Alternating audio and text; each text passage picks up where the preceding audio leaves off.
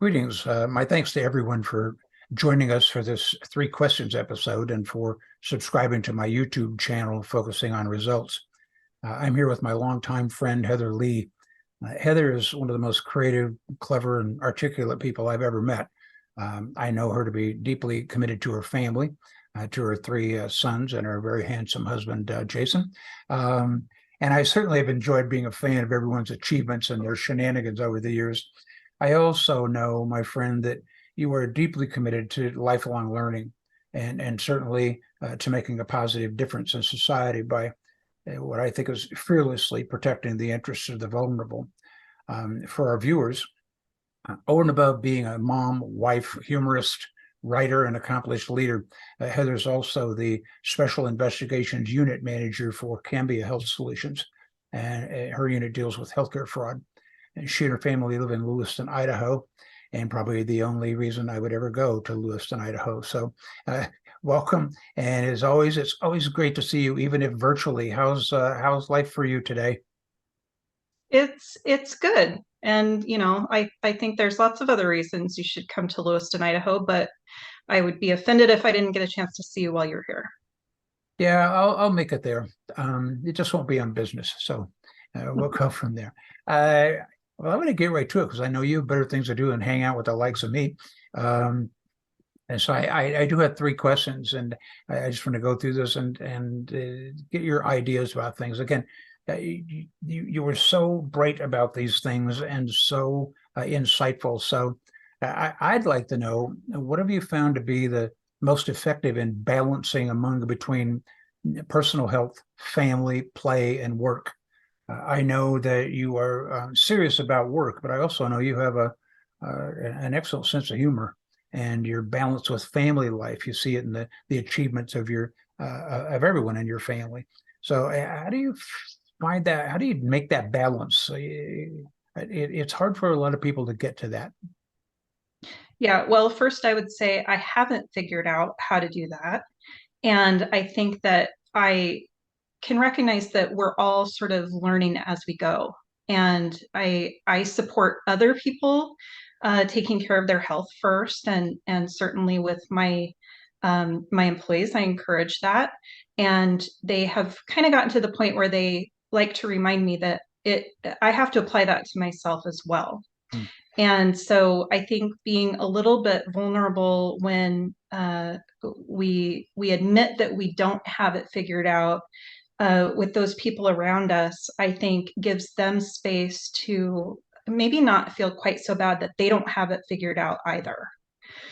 It really is an effort in for example, I will, if I've got an appointment, particularly a preventive appointment. I had a mammogram the month of my birthday this year.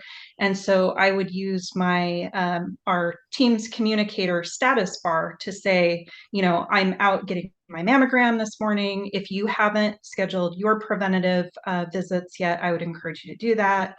And, sort of putting reminders in unusual places and doing it consistently so that it just might jog a conversation among people and have them recognize that we're all very busy and we tend to take care of ourselves last. Those of us who are parents or in positions where we're tasked with caring for others, even in the workplace. So I do think that it takes a meaningful effort in not only reminding yourself, but reminding others, and really just letting them know, like, we're all very imperfect, and allow them to give themselves the space to be imperfect, but then also to remind them it is important to take care of yourself first. I'm very bad at it. Yeah, well, well said and honest, as I always know you to be. This is one of the most significant discussions I have, and you having been in other work situations with me, know about this, but it's one of the most serious discussions I have with students and clients out there is that balance up through and including things you've heard me rant about. I am not my job title. I am not my job description. And I think you and I have seen over the years friends and others and acquaintances who've not been able to accept that. They see themselves as their job title or their job description. Well, guess what happens when all that goes away? If it goes away, you get nothing. And that's a bad position to be in. I was there once in my life. I don't want to do that one again. That was a long time ago, but I agree. We're constantly testing it, constantly being reminded. That's one of the great things about having family that love us that can point that out, and friends doing the same thing. I suspect that you do that with your subordinates. I hope they'll do that with you as well to point out when you're kind of getting a little off balance. That was a question. I'm sorry. They do, and I really struggle with delegation, and it probably is because I am a leader, but I've done the jobs of those that I lead, and I really see leadership as a support position, and so it's my sort of natural inclination to want to help in the ways that I have done before myself in those roles. And they're very gracious about it, but they do often remind me, hey, what can I take off of your plate? I know that you're very busy. Let me, run some reports for you. Let us know like what things are on your calendar today that we can help you do. And so I've been not just looking at improving my own delegation skills, but using that delegation in a way that will help my people grow and giving people assignments that will further their own professional development, because I am getting to that point where I realize I won't be around forever. I'm way far away from retirement, but it really is my duty to pass my knowledge along to other people, and in a way that they can grow and they can exude excellence for our company. I realize that it is very selfish and lazy of me to just try to do things myself, and so I do catch myself doing that, and I'm proud of them for being able to vocalize to me, hey, you're going too many different directions. Give me one thing off of your plate. And I think being able to have, provide an environment for them where they feel like they can do that safely, challenge me safely, Absolutely. is that tells me I'm on the right track.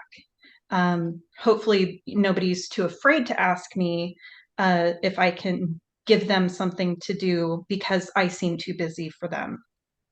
So, but we're all still learning that. But I completely acknowledge that that is one of my weaknesses, is letting other people help me. That's not just a leadership issue for me. That goes way back to I am Miss Independent. I don't need anybody's help. I will figure it out by myself. Yep. I will change the water pump in my washer myself before I call a repair guy. And that just bleeds into my professional life as well. You've written part of my biography there. I was a terrible first line supervisor. Terrible. Here was my logic for not delegating effectively. First of all, guilt was a high motivator. I just, it's like Wayne's World. I'm not worthy to be asking you to do something on my part. That was a hard one. But the other side, and equally silly, was Heather, I had your job before you have it. I can do it better than you and faster than you. And by the time I could have explained it, I could have had it over with already. And that was my logic for why I didn't bring folks along. Meanwhile, while you and I are having that sort of an attitude and picking up all that extra work, you drive by the tennis court on Saturday morning and guess who's out there? All of our subordinates, right? Well, we're heading into the office to do a bunch of paperwork. So it's very good that people feel comfortable doing that. I also believe, if you would remark upon this, if you saw the interview I did with your friend and mine, General Eric Bush, he talks about one of the keys that he found along the way that contributed to his successive promotions in the military was he made it a practice always to know the priorities of people two ranks above him, and help them achieve those directions as well. What are your thoughts about that one? How does that work in your work life? I'll just shut up now if you could believe that. Well, I think we have to, because the goals of those above us are the goals that are going to be supported operationally. So we've got to make sure that the work we're doing every day is in furtherance of achieving the things that those above us are trying to do. I think that it's important to be honest with those 1, 2 levels above us about maybe our limitations or challenges in being able to support those objectives, Mm-hmm. and really just remind folks what your team's focus or abilities are, particularly when the the thing that folks think that you do is not something that you do, and Mm-hmm. maybe another area does that. Absolutely. So having really open, frank conversations up and down, I think, is important. And I think that it helps folks above you to set meaningful goals that are achievable or sustainable when you're honest about what you can do, instead of being afraid to do that and just thinking your only option is to say, well, yes, of course, whatever you want to have happen, we will make it happen. That has been, I'm fairly new to the level or position that I'm in, Uh, but I'm not new to that sort of open, sort of honest conversations about our work and our capabilities, and sort of creating those informed ambassadors up and down our chain and outside of our department, so that everybody's very clear about why we're there and what we do. Absolutely, I concur. I know this is not the case where you work, but I learned along the way that sometimes when we ask those folks one or two stations above ourselves on the organizational chart, we ask them for their priorities. They don't really know. It becomes a teachable moment, and so I believe in leading up. I'll say it another way: follow by leading. And perhaps they don't know what those objectives are. Some of them don't even know what their performance evaluation criteria are when you think about it. And helping them think that through, craft it through, I think is a role we have in leading up as well. It's a good segue for my second question of three, and that is, this will come out kind of strangely, but yeah, I know. How is focusing on meaningful results contributed to expanding your own sphere of influence in the company? You spoke about, you and I have talked about this before, about empowering others and providing an environment where they have the authority to go be themselves and not some, lockstep policy worshiper. But how has that focus on meaningful results contributed to just how you've been able to expand your sphere of influence over time? So in our industry, we do struggle a little bit with maybe a lack of focus or chaos that is just attributable to the absolute fire hose of information that comes at us from all directions. We have things going at the local, state, regional, national level. We are very fortunate to have partners in all of those areas that are willing to share information with us. Even those companies that in perhaps other areas may be seen as competitors, in our particular work, we are much less sort of jurisdictionally driven in some of the ways that I see law enforcement either saying, we want this or not it. A very good flow of information both ways. The downside of that is that there is so much information, we sort of have to sift through and decide what is the most critical priority to address right now. What do we have resources to address? How is the landscape changing?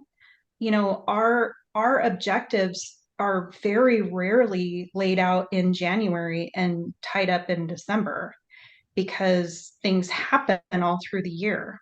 Yep. So it's difficult for us to sort of have a very pre-planned path to success. Yep.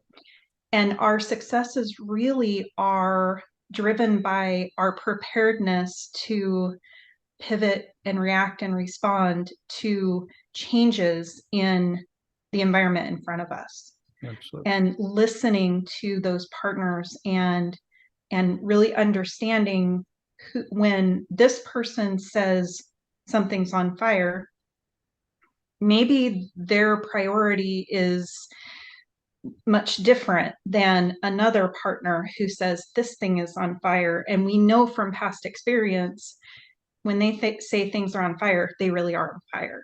So it is in those relationships that we've built with individuals in other agencies and three-letter entities that have sort of driven our ability to hone in on where we should be focusing our efforts and being able to interpret that for other people, not just in our company, but our family members, alerting folks to COVID fraud schemes when they're rolling out in real time, when it is information we're able to share because another agency has made a warning or alert public enough that we're able to do that because there's so much of our work that we can't talk about.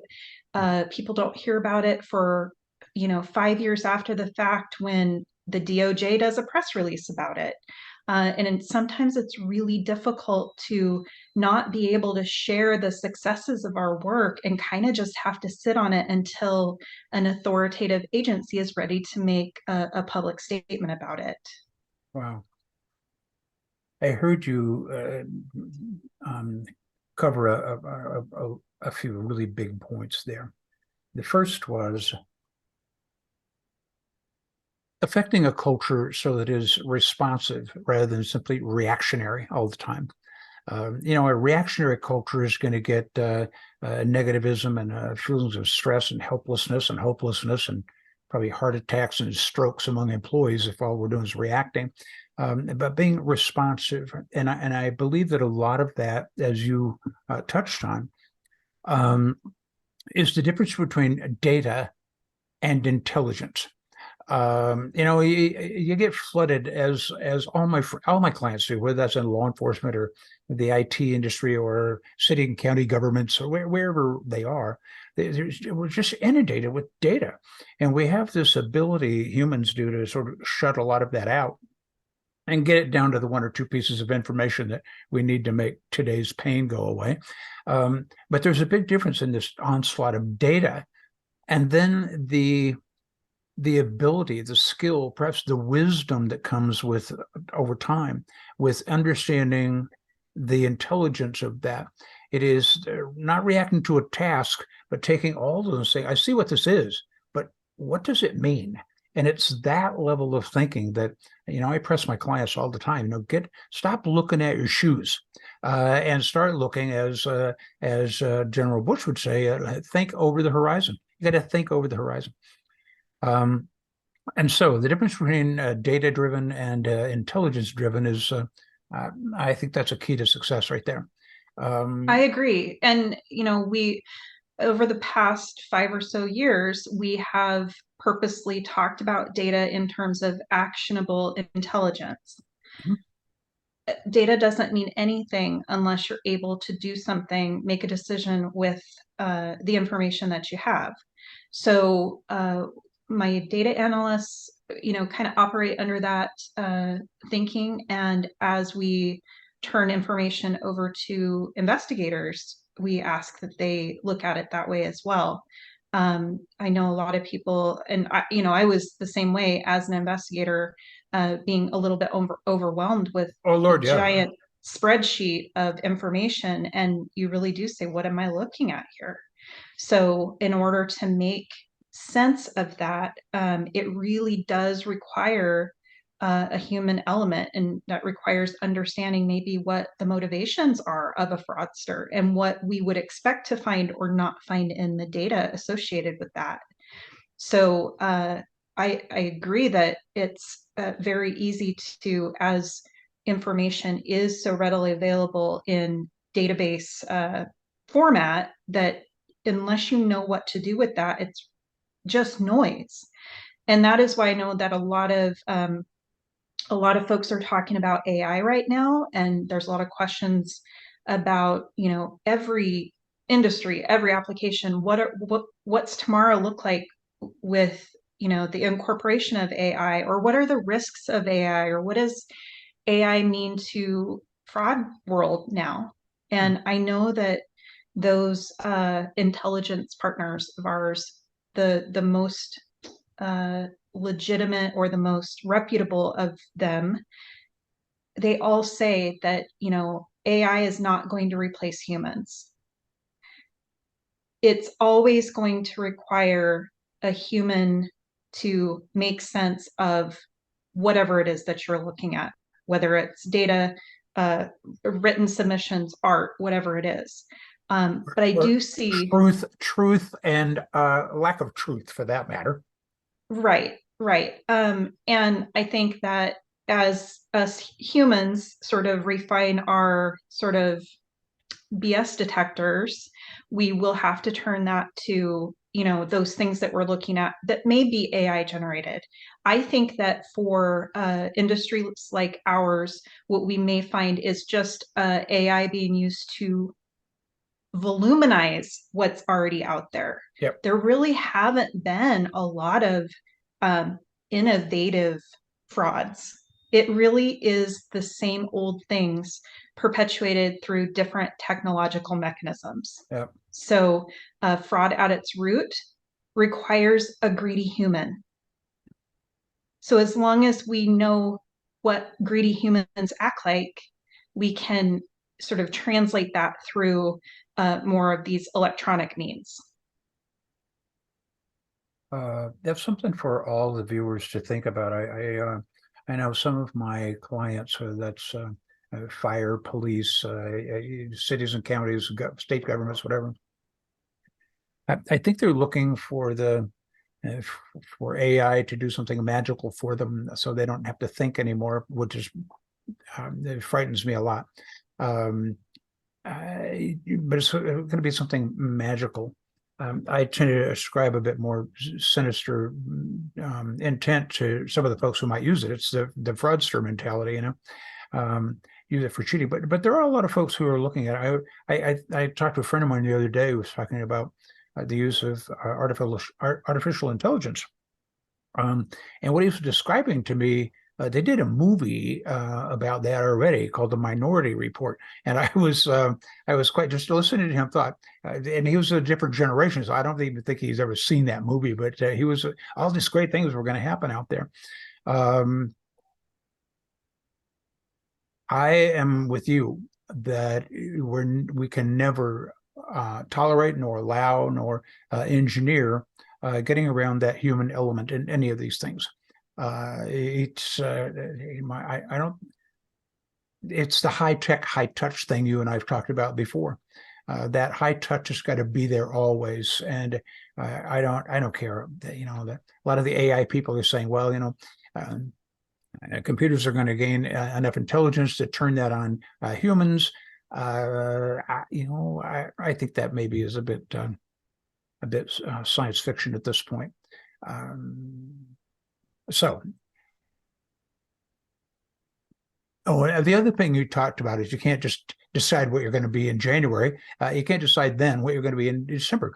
I know two things about the future. You can't predict it, and two, it'll be different than you predicted it would be. And so your observations about being flexible, making a maneuverable organization that, depending on the intelligence, that can get toward the established end, is not lost on me. That's absolutely critical. Um, you know, you're very self-effacing, and as most overly bright people are, at least the ones that I know. And it's always something I appreciate, and I'm inspired by that. Yeah, I suppose this question, number three, is I could ask it a bunch of different ways, but it's really,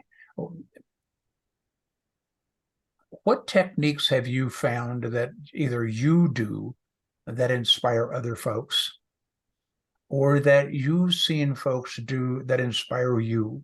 What are the either character techniques or attributes, or intentional techniques that people use that inspire? What are your thoughts about that? Well, first, full disclaimer, I don't think anybody should take advice from me about anything. I know a lot of people do ask You know, me I for can stop. advice. You know, I can stop this recording anytime. I know. But I'm never not surprised when somebody comes to me either with parenting advice, I don't know, life advice, anything, because it feels like I went straight from, childhood where we are led to believe that the grown-ups have everything figured out to being a grown-up who has nothing figured out. So, first of all, those who come to me for advice, I do try to tell them, if you think I have my act together, it is just an act, or you are mistaken. uh, we're all just making mistakes together. And if other people can learn from my mistakes, great. I am, though, inspired by other people in their ability to be vulnerable and to share sort of real life stuff. It's very like, I feel like my social media is like the anti Instagram, anti influencer sort of vibe. I was chatting with a friend yesterday about sort of the overall non-specific, but the overall sort of disingenuousness of folks who post very shiny, sparkly ideals about their relationship. They present this, sort of social media filtered picture of marriage and how in love they are and all of this. And when you lay that up against my social media, it is very different. And it's I am blessed that everyone in my family is a good sport about my ribbing and sense of humor, because they're often the subject of that. But I think that, I had gone back a year yesterday. I'd posted a picture of Jason having a little meltdown about Disney and ESPN not having an agreement, and he couldn't watch a football game that day. And he just kind of didn't know what to do with himself. And he's a very good sport about that. But in this conversation with my friend, I said, when I see people talking about real life with their family or their spouse on social media, to me, that is a sign of a good, strong relationship, not the people who only post the good, happy, fun, perfect times when, everybody's smiling. And, I don't understand that, because that's not what life looks like. It's messy and it's challenging, and we have to find the really absurd and hilarity in everyday stuff, because I don't know, like otherwise the sad times would be too sad. So it's to me the mechanisms that I have myself are, at least I don't get, I'm not like drinking to deal with, things. I am able to find humor in the things I do, the things those around me do. But those that, I am really inspired by, usually it is very private moments of small admissions of vulnerability, because I'm bad at it. And for somebody to tell me, I need to step back because this assignment is too heavy for my heart. And, particularly when those making the admissions are men, that is inspiring to me. Yeah. And when my kids are able to say, hey, I'm really struggling with this, and to be there for their friends and share those hard times with their friends, like that is inspiring to me. The sort of bearing yourself to others in your struggles to me is inspiring because you're sort of inviting those people into, that you trust to Yes. share in your suffering and help you solve what you're going through. So to me, that is inspirational when other people feel safe enough around me to be able to do that. Um, We had a first of all, you've probably heard me ask this if you've watched me with leadership academies over the years, but I ask people, do you ever ask anyone for advice that you don't trust? Because if you do, you're a lucky fool. Um, I had this little checklist in the corporate world, a little thing I kept track of. I just sort of watched the themes of how people got fired, right? So I put together this list of 10 ways you're about to get your little butt fired. And the first one on the list was people stop asking you for your opinion about things. They stop asking you for your advice. What that means, as you aptly described, is you've lost their trust. They're not going to ask people that they don't trust. So one of the things that I know about you is that and people are asking you for your advice because you've proven that you're trustworthy, and that's something we all work on a lot. It's one of those things that once that's gone, you can't necessarily put that toothpaste back in the tube. So it's one of the most precious commodities we have in relationships. The other thing that I've accused you of before is being very self-effacing. And that, I look at your posts and the things that you write, whether that's the Daily Fix or otherwise. You quite often make yourself the brunt of that humor. You're not a person who ridicules. One of the things, if you've watched me in front of the rooms that I've learned years ago is I never tell a joke. First of all, that'll always fail because what I think is funny, 500 people in a room are probably not going to think it's funny, and that's a terribly lonely place to be.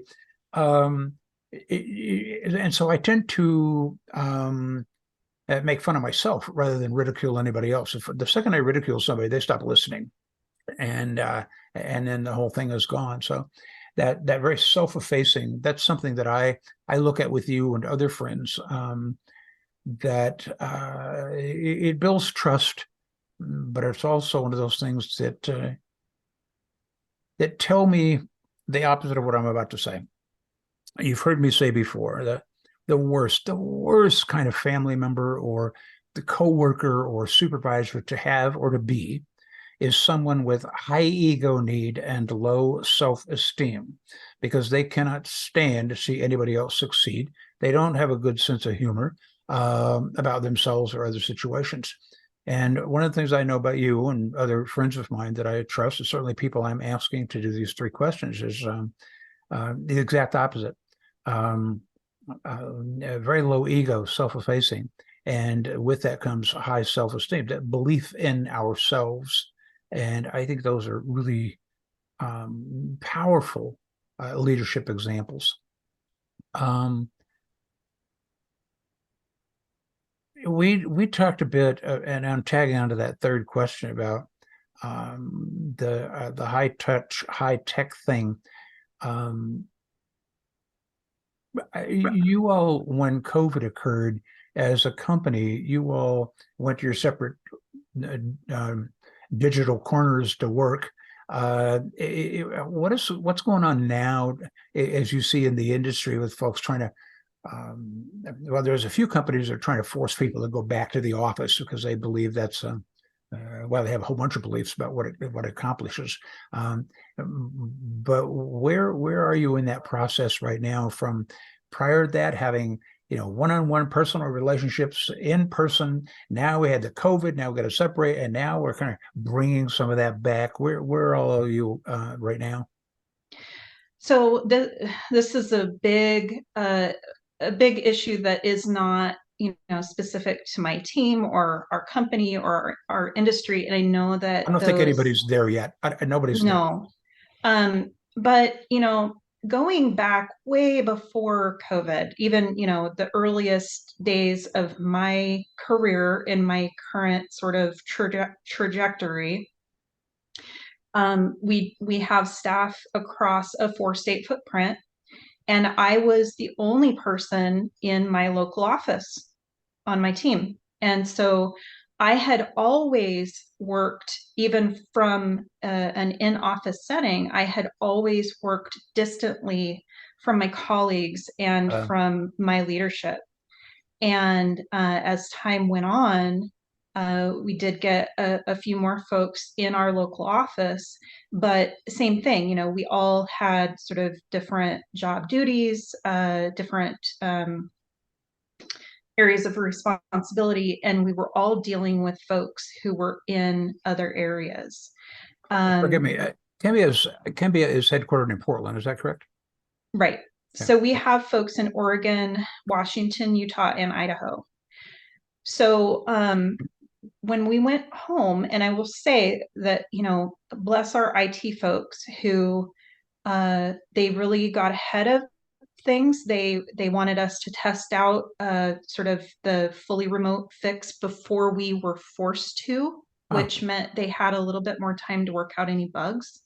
And that team executed flawlessly. We were able to go home and stay home with very few service disruptions. And I really wow. credit them for having sort of that forethought in trying to get those systems in place before there was a need for it. I know that some other companies struggled a little bit more. Maybe they thought it wouldn't really happen, or it was just going to be a few days or a week or so. So kudos to, that has nothing to do with my team, but they did a phenomenal job in setting up that infrastructure so that our company could succeed, um, I, I and suspect. continue service. I suspect that part of that effort resulted in the customer out there that being a pretty seamless kind of a process for them, which is Right, really why we're doing these things to begin with, right? right, exactly. Um, so we were able to, we kind of thought that it would be survive, not thrive. Um, just kind of don't, we weren't looking to be ambitious about anything. We were just trying to sort of continue sort of a baseline until things got resolved. But we saw that we were able to keep pace, or not only keep pace, but actually the I think those folks who previously had gone to the office kind of found that without commute times, which is a word that everybody but our local office uses because we're so close to the office and commuting isn't a thing the way folks in Portland might have suffered for a few hours every day. When that sort of was out of the equation, they were actually able to, I think, complete work more efficiently, with sort of less stress associated with the mechanics of going to and from every Yep. day. So it wasn't just that maintaining a baseline, it was really looking at being able to address our work in a much more efficient manner just because we were afforded the ability to log on in the morning instead of packing lunches and getting in the car. So the other thing that I observed was, though we have, folks in different states, those in each local office, they did have a very tight camaraderie with one another, and because of the sort of areas of responsibility, Mhm. they were really good at that sort of one-on-one in-person collaboration. Again, my perception as being kind of, I will say, the lone outsider, that I didn't ever have that luxury of being face to Um, face with them. I saw when we went home that there was this sort of leveling of the playing field where people were more open and sharing ideas and information with those that were not in their local office, that were in another state.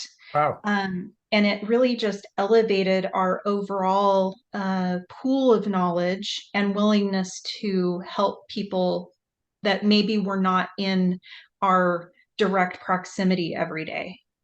And people learned things about each other that, by chatting about their personal life. And Yep. we set up a designated time once a week to kind of have a just informal, not work related, hour once a week where we could come together, kind of like a coffee break. And we learn, all the things that the hobbies people were doing in their, COVID time, and the shows that everybody was watching or books that they were reading. And I think it sort of provided a more personal approach to our team that historically has been reserved for a once a year get together. Yep. Um, which, once a year, even 2 or 3 days at a time, it was much more consistent. And we all had a heightened concern for each other in general, too. We were, everyone was closely monitoring everyone's health situations and Wow. making sure, did we all make it through the week with nobody getting COVID? And, I think that I was really looking forward to, as we're talking about return to office or return to normal, I'm really not looking forward to sort of a backing out of the good things that Yep. came out of a terrible situation we were all put in. And I, my goal is that we don't lose sort of those improvements in our interpersonal caring about one another, or uh, cross training one another in organic ways, or sharing information about either professional skills or our personal lives with each other, with those that we don't have the luxury, whether we're in the office or not. I'm not going to be face to face with somebody in Portland unless I go to Portland or Yep. they come here. Yep. So I hate to see plans being made for a return to office, return to normal um, structure that is not considering the gains that were made, regardless of where they're at. Whether that's my department, our company, another company that might be serving me as a customer. I hope that those making the decisions understand that we we got ahead, and it was profoundly beneficial for our colleagues with disabilities, that and some invisible disabilities, those that maybe traveling is a real challenge for them. Yep. And it does feel like we're not regarding their challenges when we are in a hurry to say, okay, everything's normal now, you're going to fly to Atlanta for a training, et cetera, instead of saying, okay, can we still achieve this virtually? Is there a virtual training that's being offered? I know you offered virtual trainings when, travel wasn't an option for you, in order to continue the knowledge that you're sharing with the agencies that you're supporting. And those are the things that I recognize, because only those innovative or creative people and entities seemed to be offering that. I saw a lot of, we're just not having these quarterly meetings anymore because we can't be in person. And when we sort of proposed, well, can we do it over Zoom? We were always met with, well, I don't know how Zoom works, or we don't have the technology to do that, or, whatever the excuse was.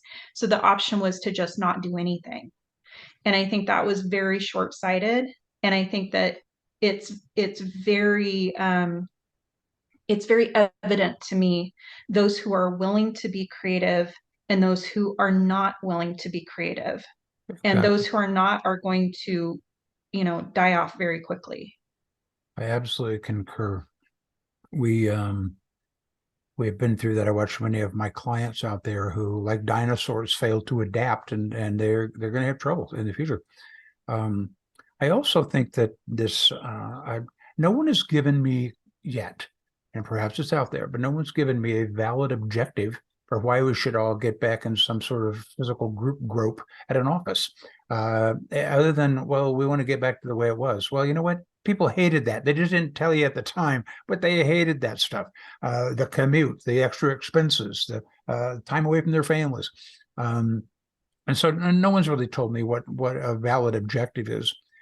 Personally, I think that if we're going to be committed to employee safety in the workplace, we've always got to consider, to a fault, we've got to consider the emotional safety of folks in the workplace. And I think that sense of empowerment and all those are among those. I will add this too, and I know that you've discussed this previously as well, and I'm not finger pointing at anyone, but through this, like I said, I've been observing and listening a lot to what folks are saying on kind of both sides of the extremes, either the entirely remote or the back in person. Yeah. And I have observed that, and maybe this is an assumption on my part, but those who are proponents of a return to in-person are unlikely to have experienced sexual harassment or felt physically unsafe in the workplace before.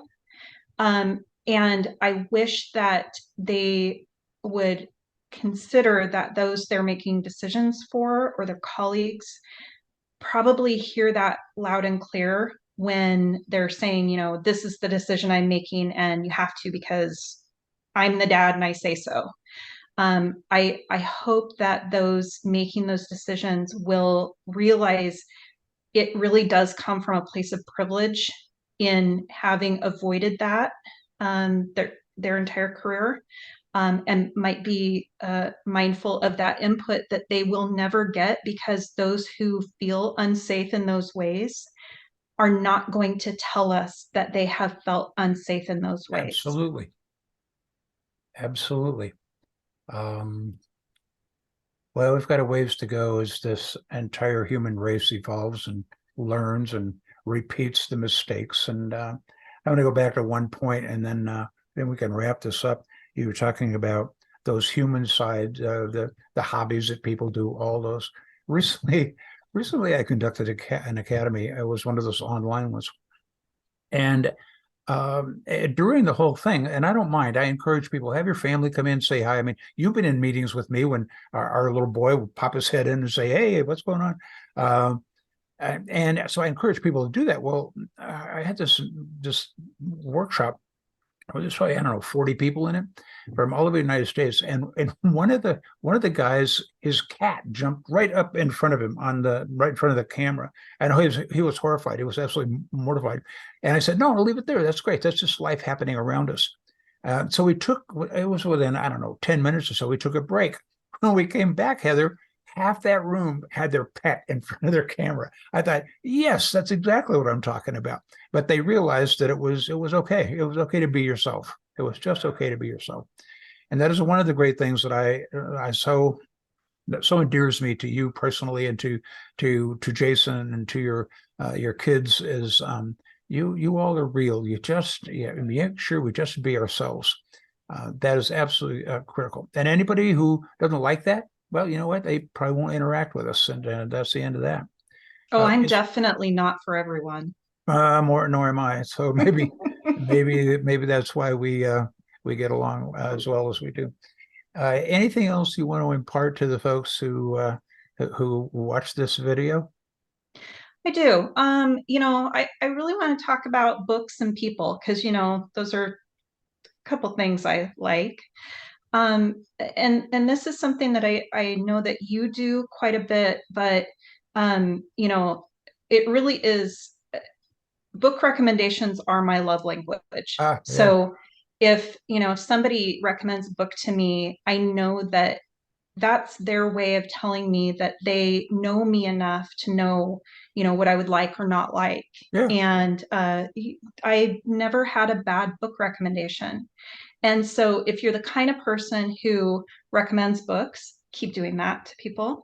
If you are the kind of person who is receiving a book recommendation, always read the book that people are telling you to read, even if you think you a- don't want to. Absolutely. Yeah. And then the same with people. And I don't know if you know this or not, but Jason had gone to one of your trainings in Boise, I think, It was a long and time ago. a very long time ago. And he came back and said, gosh, you would really like this guy. You should, read the class materials or, whatever. And I distinctly remember telling him, don't tell me who I would like. I've got enough friends. And it really wasn't until you came to Lewiston. I think LPD hosted, or one of the Lewiston agencies had hosted, and you asked if I could get away from work for a couple of days to come sit in on your class. And We did it up uh, on the hill at a school or something, as I recall. that was at, I think, the Fish and Game office. Oh, that's right. Yeah, yeah. Go on. I'm sorry, I Yeah, interrupted you. yeah, no. And as soon as like halfway through that first day, I remember thinking, might have just joined a new church. And Oh, it was very, just for me, refreshing to hear someone say out loud those leadership philosophies that I had kind of felt for so long and that really drove my disinterest in mhm. leadership because it didn't look like the things that I had seen in practice. Uh, And I long had said, not interested in being a leader because yep. I see how leaders act and I can't do that. And so I appreciate, that I should have listened when Jason said, "Oh, you'd really like this guy." I should have listened to him then. And I appreciate that you do a great job of matchmaking folks in your circles that you have such a good understanding of this friend and that friend, and you do us such a service of pairing us together so that we can continue learning from each other and to understand that maybe we are on the right track when individually we feel like maybe we're alone in how we're thinking. And so that really is what I think I would leave folks with is keep thinking of people in your life that don't know each other and pair them up, maybe, so they're not meeting for the first time at our funerals, right? Mhm. Because, that's going to be weird. Um, but also keeping people fresh on what books they should be reading or what information sources in general that you have found to be accurate and influencing to you personally. And I think that if we keep doing that, for, like I said, for me, that's my love language. You're telling me that you know me enough to know what kind of people I need to add to my circle or what kind of books I need to put on my bookshelf. So to you personally, please keep doing that. And of course, to anybody watching this, to follow your lead, because you're excellent at that. Well, thank you for that. You give me too much credit. I do take great pride, though. I believe, we're social animals, and I believe that sometimes we get kind of far away from the campfire, and we need to make sure we know who the rest of those folks are. And it's one of the things that I believe is part of our obligation as a citizen is to be a connector. It's something I take great pride in doing, and I learned it from some much beloved mentors out there who taught me that the importance of that. And you and I pass that along every day. Literally, I pass it along every day. So, given that, I'm going to get out. I heard. I don't know if you heard. Our dog is upstairs, and I'm pretty sure he's convinced that somebody's here to murder us. So I'm going to go and check that out. I thank you so much for this huge favor, Heather. And we'll talk again in very shortly, actually. And my best to your family. A hug for my favorite lieutenant out there in the world. And your kids have grown up right before our eyes. I'm absolutely fascinated even how quickly our youngest is growing up. 14 already, my goodness.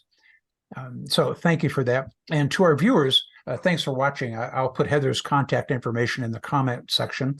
And if you haven't already done so, please subscribe to my channel.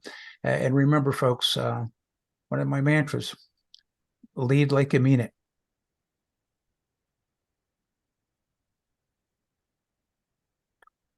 So how the hell do you stop the recording? Okay, I got that.